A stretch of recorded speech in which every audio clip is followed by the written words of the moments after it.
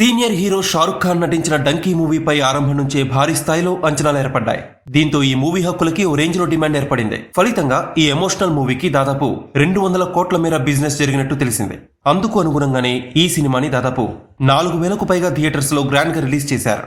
బాద్షా షారుఖ్ ఖాన్ హీరోగా full length family genre లో రూపొందిన డంకీ మూవీకి ఫస్ట్ డే అనుకున్నంత రీతిలో రెస్పాన్స్ అయితే రాలేదు. రెండో రోజు ప్రభాస్ సలార్ దెబ్బతో మరింత డౌన్ అయిపోయింది. ఫలితంగా ఫస్ట్ డే 29 కోట్ల 20 లక్షల రూపాయల నెట్ ని వసూలు చేసిన షారుఖ్ ఖాన్ సినిమా రెండో రోజు మాత్రం కేవలం 20 కోట్ల రూపాయల నెట్ వసూళ్లతోనే సరిపెట్టుకోవాల్సి వచ్చింది. అయితే ఈ మూవీకి డీసెంట్ టాకే లభించింది. కానీ ఓవర్సీస్ లో ఇది అనుకున్నంత రీతిలో రాణించడం లేదు. దీంతో 2 రోజుల్లో ఈ చిత్రం $3.2 మిలియన్ అంటే 26 కోట్ల గ్రాస్ మాత్రమే వసూలు చేసింది. షారుఖ్ ఖాన్ రాజ్ కుమారి హిరానీ కాంబినేషన్ లో రూపొందిన డంకీ మూవీకి అనుకున్న విధంగా రెస్పాన్స్ రావడం లేదు అనేది ఈ కలెక్షన్స్ ద్వారా రుజువవుతోంది. ఇక ఈ సినిమా 2 రోజుల్లో 49 కోట్ల 20 లక్షల నెట్ వసూలని మాత్రమే రాబట్టింది. అలాగే 76 కోట్ల గ్రాస్ ని రాబట్టింది.